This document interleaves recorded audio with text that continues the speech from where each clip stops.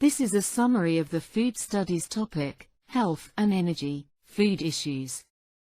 This is from ORCA Education's e-learning library. The short video will summarize key content from this course topic. Obesity rates have been steadily increasing, leading to multiple health issues such as diabetes and heart disease.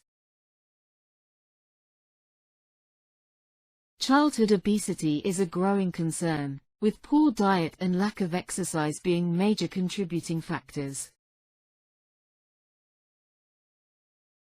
Using height and weight calculators may not accurately determine if a teenager is overweight due to natural body development. Calculating BMI can help determine if someone is overweight or obese based on their height and weight.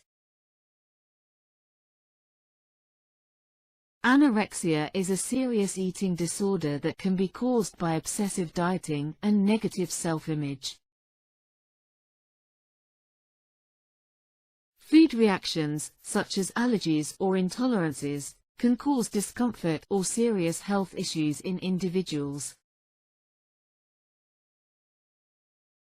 Food intolerance can lead to adverse reactions, and common triggers include nuts, milk, and eggs. Tooth decay can be caused by sugar consumption, and proper oral hygiene is essential for prevention.